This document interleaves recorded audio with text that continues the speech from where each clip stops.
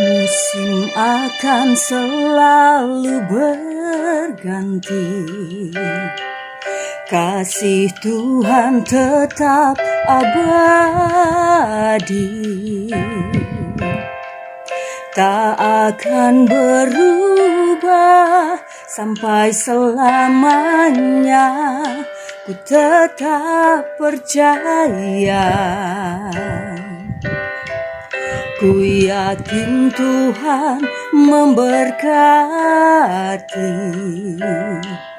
ku yakin Tuhan melindungi. Burung di udara Tuhan pelihara karena kasih-Nya. Tuhan selalu menolongku, selalu menjagaku. Sehelai di rambutku tak akan terjatuh tanpa seizin-Mu. Tuhan selalu menolongku, selalu menjagaku. Dia mengenyangkanku dan peliharaku seumur hidupku.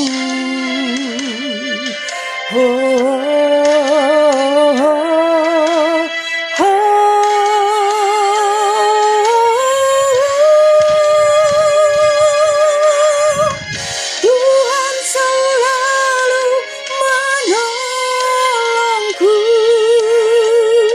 selalu menjagaku.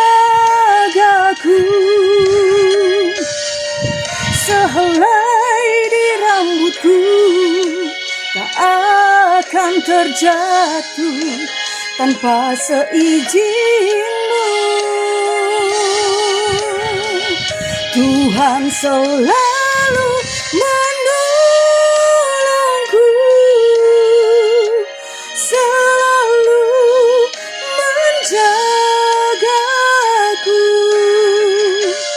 Dia mengenyangkanku dan peliharaku seumur hidupku. Dia mengenyangkanku dan peliharaku seumur hidupku.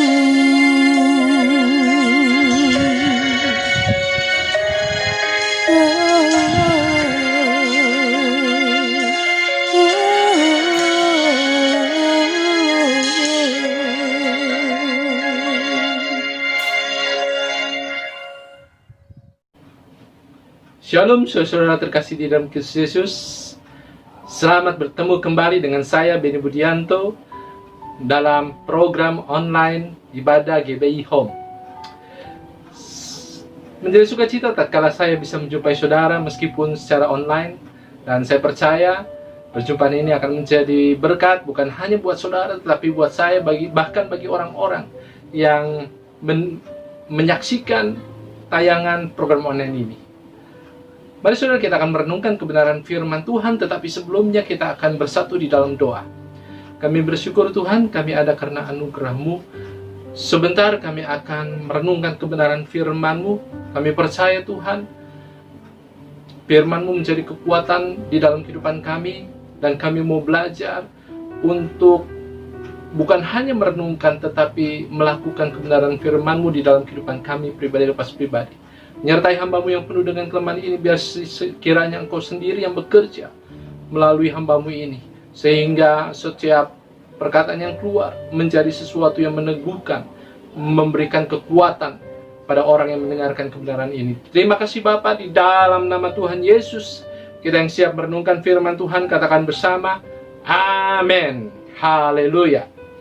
Hari ini kita akan berbicara tentang satu topik yang menarik dengan satu tema, New Life in Christ. Haleluya.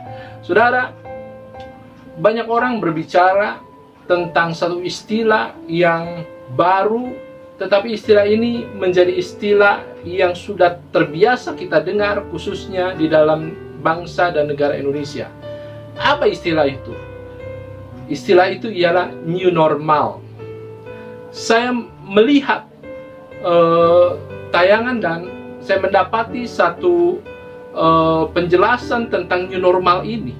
New normal ini adalah tatanan, kebiasaan, dan perilaku yang baru berbasis pada adaptasi untuk membudayakan perilaku hidup bersih dan sehat. New normal ini berbicara tentang bagaimana kita memiliki kehidupan yang baru dengan kebiasaan yang baru, khususnya bagaimana hidup kita boleh memperhatikan kesehatan di dalam kehidupan sehari-hari. Dan ini menjadi sesuatu yang mau tidak mau kita harus mengikutinya. Keluar dari rumah, kita harus menggunakan masker, kita harus sering mencuci tangan, kita harus melakukan segala sesuatu, dan kita harus memperhatikan bagaimana kita dapat menjaga kebersihan baik secara diri maupun kebersihan pada saat kita bertemu dengan orang lain. Secara bergurau saudara, saya berkata kepada teman sepelayanan bahwa di dalam new normal ini ada satu aturan bagaimana orang masuk ke dalam mall atau ke dalam satu pertemuan dan dia harus mengukur suhunya. Pada saat suhu tubuhnya ternyata tinggi, orang itu tidak dibolehkan untuk masuk. Saya berbicara pada saat gereja akan mengikuti ibadah lagi di gedung-gedung gereja, dan protokol ini menjadi satu protokol yang harus kita patuhi bersama, sehingga tatkala ada jemaat Tuhan yang sedang sakit dan pada saat diukur suhu tubuhnya dan dinyatakan suhu tubuhnya tinggi saudara, maka dia harus pulang. Padahal saudara, harusnya pada saat orang sakit datang ke gereja, dia harus didoakan. Secara bergurau saudara, kita melihat di sini bahwa ternyata ada kebiasaan-kebiasaan baru yang menjadi kebiasaan yang harus kita lakukan sehari-hari, bahkan pada saat kita bergereja nanti. Saya percaya di dalam kekristenan kita juga mengenal satu istilah yang hampir sama dengan new normal ini, yaitu new life in Christ. Firman Tuhan berkata di dalam 2 Korintus 5 ayat 17, jadi siapa yang ada di dalam Kristus, ia adalah ciptaan baru. Sesungguhnya yang baru sudah datang. Artinya saudara, kita punya kehidupan yang baru, kita punya kebiasaan-kebiasaan yang baru, kita punya tabiat yang baru, yang harusnya tabiat yang sesuai dengan kebenaran firman Tuhan. Ini disebut new life. Dan saya percaya tatkala kita bertemu dengan Tuhan secara pribadi, harusnya kita memiliki kehidupan yang baru.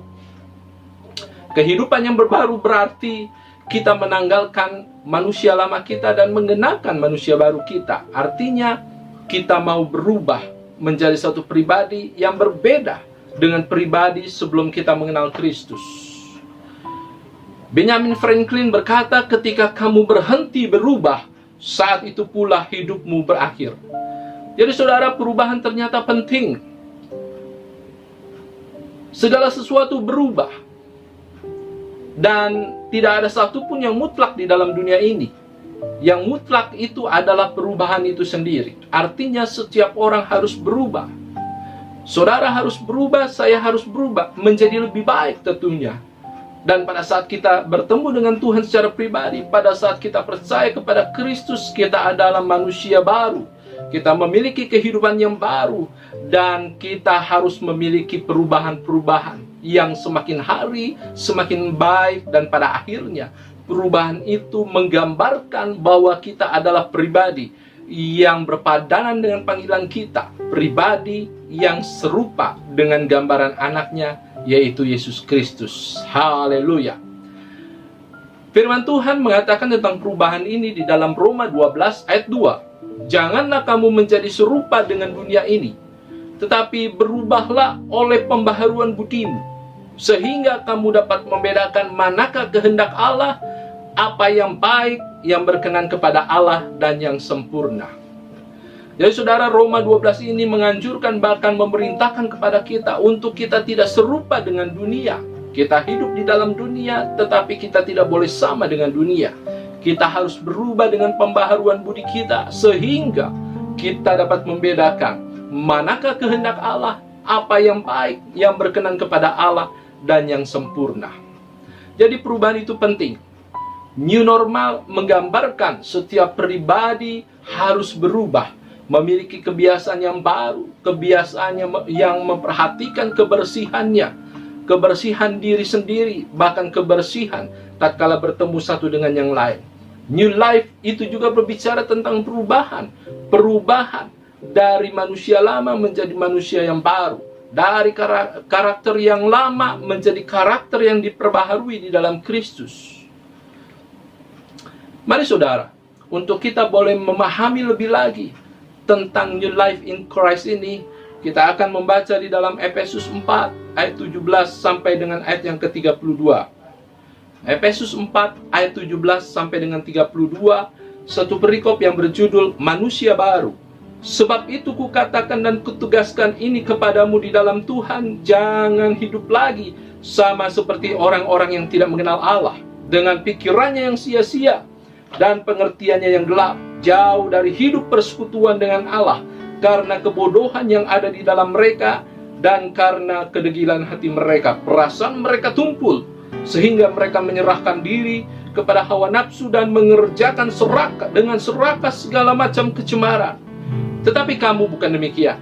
Kamu telah belajar mengenal Kristus, karena kamu telah mendengar tentang Dia dan menerima pengajaran di dalam Dia, menurut kebenaran yang nyata dalam Yesus, yaitu bahwa kamu berhubung dengan kehidupan yang dahulu harus menanggalkan manusia lama yang menemui kebinasan oleh nafsunya yang menyesatkan, supaya kamu diperbarui dalam roh dan pikiranmu, dan mengenakan manusia baru yang diciptakan menurut kehendak Allah dalam kebenaran dan kekudusan yang sesungguhnya. Karena itu buanglah dusta dan berkatalah benar seorang dengan yang lain, karena kita adalah sesama anggota. Apabila kamu marah, janganlah kamu berbuat dosa, janganlah matahari terbenam sebelum padam amarahmu, dan janganlah beri kesempatan kepada iblis. Orang yang mencuri, janganlah ia mencuri lagi, tetapi baiklah ia bekerja keras dan melakukan pekerjaan yang baik dengan tangannya sendiri, supaya ia dapat membagikan sesuatu kepada yang berkekurangan. Janganlah ada perkataan kotor keluar dari mulutmu, tetapi pakailah perkataan yang baik untuk membangun di mana perlu, supaya mereka yang mendengarnya beroleh kasih karunia. Dan janganlah kamu mendukakan Roh Kudus Allah yang telah memeteraikan kamu menjelang hari penyelamatan. Segala kepahitan, kegeraman, kemarahan, pertikaian, dan fitnah hendaklah dibuang di antara kamu. Demikian pula segala kejahatan. Ayat yang terakhir, tetapi hendaklah kamu ramah seorang terhadap yang lain, penuh kasih mesra dan saling mengampuni, sebagaimana Allah dalam Kristus telah mengampuni kamu. Amin. Saudara, inilah perlunya orang yang percaya kepada Tuhan, memiliki perubahan hidup. Semakin hari semakin baik, sampai pada akhirnya bukan hidup kita sendiri yang kita hidupi, tetapi Kristus yang hidup di dalam kita. Harus ada perubahan. Tetapi pada kenyataannya saudara, banyak orang-orang yang berkata bahwa dia adalah orang Kristen, orang yang percaya kepada Tuhan, tetapi di dalam kehidupannya tidak ada perubahan. Di dalam kehidupannya masih sama dengan tabiat-tabiat dunia, seperti sebelum dia mengenal Tuhan. Dan perubahan itu seolah-olah menjadi kamuflase. Tatkala hari Minggu bertemu dengan saudara-saudara seiman, seolah-olah dia berubah menjadi lebih baik, menjadi seperti seorang malaikat. Tetapi setelah keluar dari gereja, ia memiliki tabiat yang tidak berubah, tabiat yang sama seperti orang dunia. Sehingga saudara, sebagai orang-orang percaya, kita harus membuktikan bahwa kita adalah pribadi-pribadi yang diubahkan oleh Tuhan dan kita sedang menjalani hidup baru di dalam Tuhan. Hari ini kita akan mendalami kebenaran firman Tuhan. Ada 3 hal yang membuktikan bahwa kita sedang menjalani hidup baru di dalam Tuhan. Jadi saudara, tatkala engkau mendengarkan kebenaran firman ini, mari kita renungkan kembali kebenaran ini. Apakah kita adalah pribadi yang sedang menjalani hidup baru di dalam Tuhan? Atau mungkin kita masih menjadi pribadi yang sedang ada di dalam kehidupan lama kita? Kita berkata kita memiliki Kristus di dalam hidup kita, tetapi kita masih memiliki hidup yang sama sebelum kita percaya kepada Tuhan. Sehingga ada 3 hal yang membuktikan bahwa saudara dan saya sedang menjalani hidup baru di dalam Tuhan. Poin yang pertama, kalau orang yang sudah hidup baru di dalam Tuhan dan menjalani hidup yang baru di dalam Tuhan, yang pertama harus ada di dalam orang itu adalah ia menanggalkan manusia lama. Jadi poin pertama, bagaimana hal yang membuktikan bahwa kita sedang menjalani hidup baru di dalam Tuhan? Yang pertama adalah kita menanggalkan manusia lama. Efesus 4 ayat 22, ayat yang tadi sudah kita baca, yaitu bahwa kamu berhubung dengan kehidupan kamu yang dahulu harus menanggalkan manusia lama yang menemui kebinasaannya dan nafsunya yang menyesatkan. Saudara, kita harus menanggalkan manusia lama kita karena kita harus mengenakan manusia baru. Kita sudah percaya kepada Kristus. Kristus sudah memanggil kita menjadi pribadi yang baru dan kita harus menghidupi manusia baru itu dengan setia. Yang pertama, mari kita menanggalkan manusia lama kita. Ini berarti saudara, kita harus menjadikan pengenalan akan Kristus sebagai hal yang berharga daripada hal-hal yang lain di dalam hidup kita. Kadang-kala orang terlalu sulit untuk menanggalkan manusia lama karena mereka berpikir bahwa kehidupan lama mereka lebih berharga daripada kehidupan yang baru di dalamnya ada pengenalan akan Kristus. Firman Tuhan menggambarkan bagaimana seorang pribadi yang bernama Sakius tatkala bertemu Tuhan. Yesus berkata, "Turunlah Sakius sebab aku hendak menumpang di rumahmu." Sakius begitu antusias dan bersuka cita sehingga tatkala ia bertemu dengan Tuhan, ia menjumpai Kristus secara pribadi di dalam rumahnya dan ada satu keputusan yang luar biasa. "Setengah dari kekayaanku aku akan berikan kepada orang miskin, dan sekiranya ada orang yang aku peras, aku akan kembalikan 4 kali lipat." Ada satu perubahan yang luar biasa. Bagaimana Sakius memandang pengenalan akan Kristus lebih berharga daripada harta benda yang selama ini ia dapati di dalam hidupnya. Saudara, kalau kita mau menanggalkan manusia lama kita, tentunya kita harus menganggap atau kita harus menjadikan pengenalan akan Kristus sebagai hal yang berharga di dalam hidup kita, sehingga kita mampu melakukan itu. Filipi 3 ayat 7-8 berkata, "Tetapi apa yang dahulu merupakan keuntungan bagiku, sekarang kuanggap rugi karena Kristus, dan malahan segala sesuatu kuanggap rugi karena pengenalan akan Kristus Yesus Tuhanku lebih mulia daripada semuanya. Oleh karena Dialah aku telah melepaskan semuanya itu dan menganggapnya sampah supaya aku memperoleh Kristus." Ini kesaksian Paulus bagaimana pada akhirnya ia menganggap ketenaran, kemuliaan yang ia dapatkan sebagai seorang manusia menjadi sesuatu yang tidak berguna tatkala ia mengenal Kristus secara pribadi. Seorang muda mendapati Yesus dan dia bertanya kepada Yesus, "Guru yang baik, apa yang harus aku lakukan supaya aku dapat memperoleh hidup?" Yesus berkata, "Jangan membunuh, jangan mencuri, jangan melakukan hal-hal yang tidak berkenan kepada Tuhan." Intinya pemuda itu berkata, "Segala sesuatu yang kau ucapkan sudah aku lakukan pada masa mudaku." Dari masa mudanya ia sudah melakukan hukum Taurat. Tetapi Yesus berkata kepada orang muda itu, kalau engkau hendak sempurna, jualah seluruh milikmu, berikan kepada orang miskin, dan datanglah kemari, ikutlah aku. Tetapi orang muda ini menjadi kecewa. Karena apa, saudara? Hartanya banyak, dan dia menganggap hartanya lebih berharga daripada mengikut Yesus. Hartanya lebih berharga daripada pengenalan akan Kristus Yesus. Saudara mau menanggalkan manusia lama. Engkau dapat menanggalkan manusia lama tak kala engkau menganggap bahwa manusia lama tidak berharga buatmu. Pengenalan akan Kristus atau manusia baru di mana engkau menjalani hidup bersama dengan Kristus adalah sesuatu yang berharga yang harus engkau pertahankan. Dan apabila saudara mengalami itu, maka saudara dapat menanggalkan manusia lama saudara. Karena apa, saudara? Karena menanggalkan manusia lama artinya kita rela untuk meninggalkan kenyamanan daging yang penuh dengan dosa. Meninggalkan kenyamanan daging yang penuh dengan dosa. Kadang-kadang kita menganggap bahwa hal-hal yang dahulu yang aku lakukan sebelum aku mengenal Kristus itu sesuatu yang luar biasa menyenangkan, luar biasa membuat aku bersuka cita. Karena apa, saudara? Karena pada saat itu kita memuaskan daging kita. Tetapi pada saat kita berjalan bersama dengan Tuhan, kita harus merelakan diri untuk meninggalkan kenyamanan daging yang penuh dengan dosa. Ini satu proses di dalam hidup kita. Saya tidak katakan ini sesuatu yang mudah. Ini adalah sesuatu yang sukar untuk kita lakukan.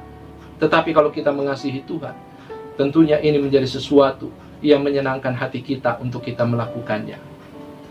Karena firman Tuhan berkata di dalam Lukas 9 ayat 23, katanya kepada mereka semua, kata Yesus, setiap orang yang mau mengikut aku, ia harus menyangkal dirinya, memikul salibnya setiap hari dan mengikuti aku. Haleluya.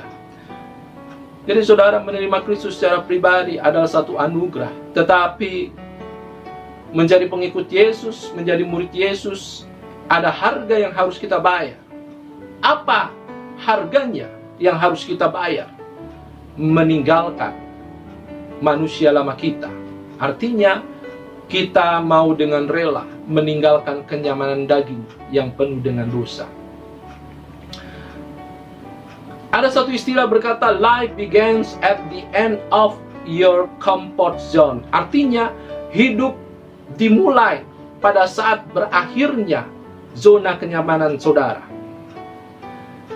Kadang-kadang kita tidak dapat maju di dalam hidup kita, kita tidak dapat maju di dalam karir kita, kita tidak dapat maju di dalam bisnis kita. Karena apa? Karena kita mau hidup nyaman, kita mau hidup segitu-segitu aja, saudara. Kita tidak mau menanggalkan kenyamanan kita untuk kita boleh melakukan sesuatu yang lebih besar di dalam hidup kita. Untuk kita mau menjadi pribadi-pribadi yang menanggalkan manusia lama, kita harus dengan rela menanggalkan kenyamanan daging yang penuh dengan dosa. Haleluya. Karena kita mengerti, saudara, tatkala kita percaya kepada Kristus, tatkala kita dituntut menanggalkan manusia lama kita, kita harus mengerti bahwa panggilan kita adalah menjalani kehidupan yang sesuai dengan standar Allah. Kita harus menjalani kehidupan yang sesuai dengan standar Allah. Efesus 2 ayat 10 berkata, karena kita ini buatan Allah diciptakan dalam Kristus Yesus untuk melakukan pekerjaan baik yang dipersiapkan Allah sebelumnya. Ia mau supaya kita hidup di dalamnya. Artinya Allah sudah mempersiapkan kehidupan kita secara pribadi. Kehidupan yang di dalamnya kita berbuat baik. Bukan untuk diselamatkan, tetapi kita berbuat baik untuk meneladankan Kristus. Kita berbuat baik untuk menyatakan Kristus kepada dunia. Kita berbuat baik untuk kita menjadi berkat bagi orang-orang di sekitar kita. Artinya, kita harus mengerti panggilan kita adalah menjalani kehidupan yang sesuai dengan standar Allah. Wow! Pada saat saya berkata, kita harus hidup sesuai dengan standar Allah. Bukankah itu sesuatu yang mustahil untuk kita lakukan? Karena Allah itu kudus, karena Allah itu sempurna, Dan kalau standarnya Allah, tentunya itu sesuatu yang sangat-sangat sulit kita capai. Tetapi ini yang harus kita lakukan. Sehingga pada saat kita mengerti bahwa kehidupan yang kita jalani harus sesuai dengan standar Allah, kita menjalani hidup kita dengan sungguh-sungguh. Kita menjalani hidup kita dengan berhati-hati, dan kita akan mendapati bahwa kita bukan hanya menanggalkan manusia lama kita, tetapi kita juga mengenakan manusia baru kita yang semakin hari diperbaharui di dalam Kristus menjadi pribadi yang serupa dengan Kristus Yesus. Poin yang kedua yang membuktikan bahwa kita sedang menjalani kehidupan baru di dalam Kristus adalah mengejar kesempurnaan di dalam Tuhan. Orang yang mengejar kesempurnaan di dalam Tuhan adalah orang yang sedang menjalani hidup baru di dalam Kristus. Matius 5 ayat 48 berkata, "Karena itu haruslah kamu sempurna, sama seperti Bapamu yang di surga adalah sempurna." Saudara mungkin berkata kepada saya, bagaimana mungkin kita menjadi sempurna seperti Kristus? Bagaimana mungkin kita menjadi sempurna seperti Bapa di surga? Jawabannya adalah karena itu perintah Tuhan. Matius 5 ayat 48 berkata, kita harus sempurna sama seperti Bapa kita yang di surga adalah sempurna. Ini berarti saudara, mengejar kesempurnaan dalam Tuhan adalah sesuatu yang terjadi, yang harus dilakukan oleh setiap orang yang percaya kepada Tuhan. Barang siapa mengatakan bahwa ia ada di dalam Dia, ia wajib hidup sama seperti Kristus telah hidup. Artinya, kita harus meneladani Kristus. Kristus sudah memberikan teladan kepada kita bagaimana Dia hidup, bagaimana Dia berperilaku di dalam hidupnya. Kita juga harus meneladani perilaku Kristus. Kita harus juga meneladani pikiran perilaku Kristus di dalam hidup kita. Ini berarti kita harus memfokuskan diri, memusatkan diri pada Kristus, memiliki pikiran dan perasaan Kristus. Saudara, saya percaya setiap kita menjadi pribadi-pribadi yang rindu diubahkan oleh Tuhan, semakin hari berkenan kepada Tuhan. Filipi 2 ayat 5 berkata, "Hendaklah kamu dalam hidupmu bersama menaruh pikiran dan perasaan yang terdapat juga di dalam Kristus Yesus." Menaruh pikiran dan perasaan yang terdapat juga di dalam Kristus Yesus. Ini adalah tindakan kita secara pribadi, menaruh pikiran kita, mengganti pikiran yang lama, pikiran yang penuh dengan dosa dengan pikiran Kristus.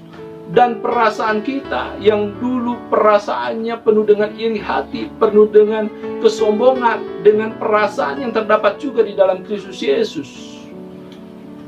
Artinya kita harus berubah, meneladani Kristus di dalam hidup kita.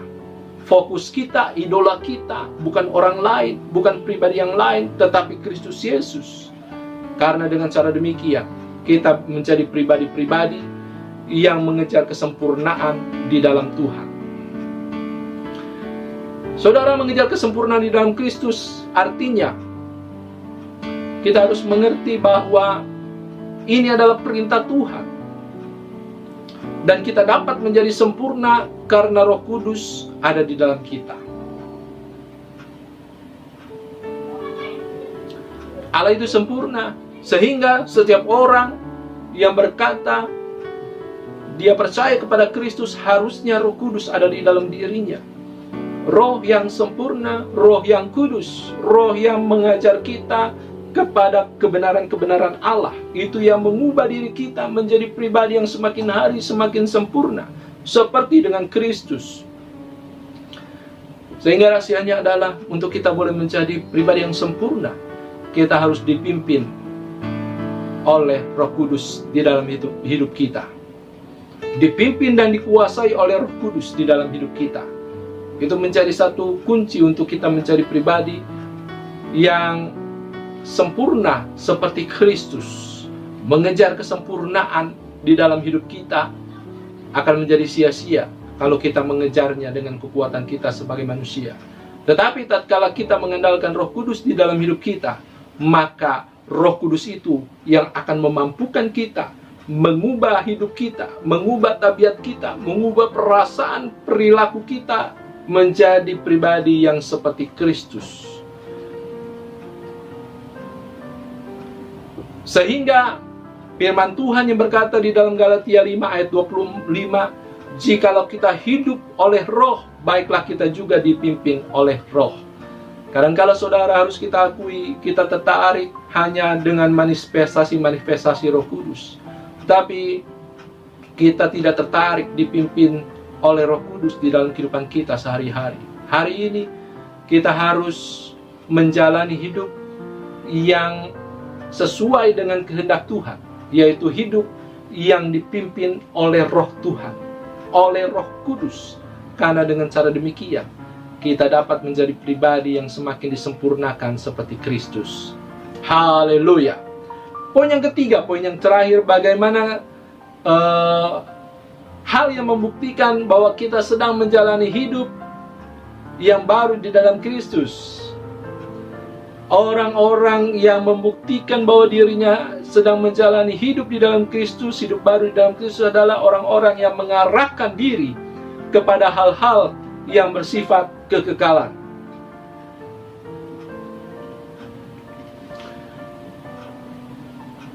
Beberapa minggu yang lalu saya sudah menguraikan kepada saudara bahwa tujuan hidup kita adalah melakukan kehendak Bapa.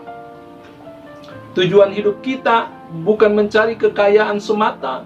Tujuan hidup kita bukan hanya membentuk keluarga yang baik, yang indah, yang berbahagia.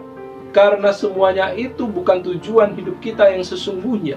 Semuanya itu menjadi sarana untuk kita boleh mencapai tujuan hidup kita yang sesungguhnya. Apa itu? Melakukan kehendak Bapa di sorga. Dan firman Tuhan sudah seringkali diucapkan tentang hal ini di dalam Matius 7 ayat 21. Bukan setiap orang yang berseru kepadaku, Tuhan, Tuhan, akan masuk ke dalam kerajaan sorga, melainkan dia yang melakukan kehendak Bapakku yang di sorga. Jadi saudara, ini menjadi satu hal yang penting untuk kita lakukan dalam hidup kita. Engkau tidak hanya berhenti untuk menjadi percaya tatkala engkau menerima Kristus secara pribadi, karena itu bukan segala-galanya. Itu hanya menjadi satu awal untuk engkau melangkah lebih jauh menjadi pribadi yang serupa dengan Kristus, pribadi yang melakukan kehendak Bapa di sorga.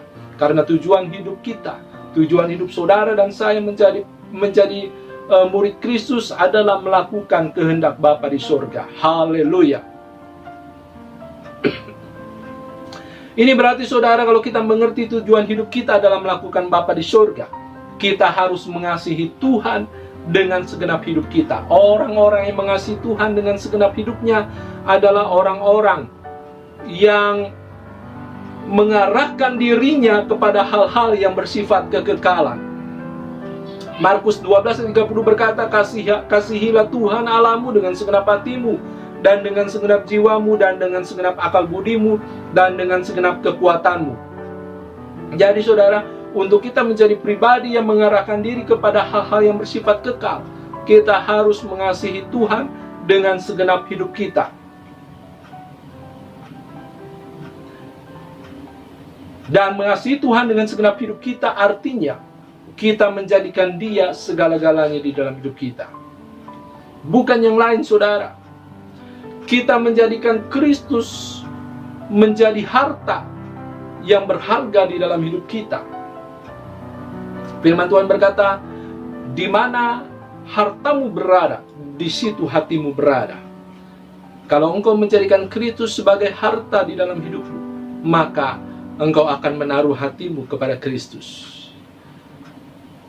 Menjadi masalah saudara, kadang-kala kita lebih mengasihi sesuatu yang bisa dilihat oleh mata. Kita lebih mengasihi kekayaan, kita lebih mengasihi jabatan, kita lebih mengasihi hal-hal yang bersifat fana, sehingga kita berani untuk menukar Kristus dengan kekayaan. Kita berani menukar Kristus dengan jabatan, karena kita menjadikan Kristus bukan hal yang berharga di dalam hidup kita. Hari ini kita harus menjadikan Kristus sebagai pribadi yang berharga di dalam hidup kita. Sehingga tatkala kita menjadikan Kristus sebagai pribadi yang berharga, kita memiliki hati di dalam Dia. Kita mengasihi Kristus dengan segenap hidup kita.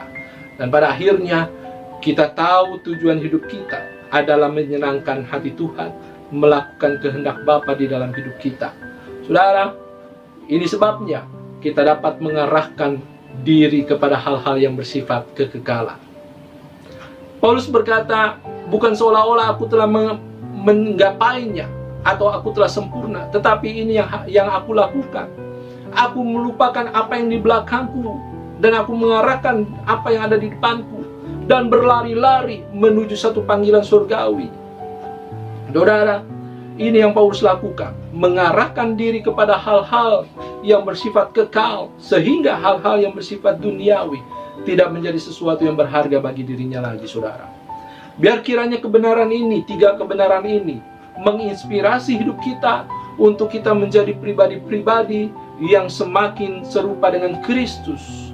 Pribadi-pribadi yang dapat membuktikan bahwa kita sedang menjalani hidup baru di dalam Tuhan.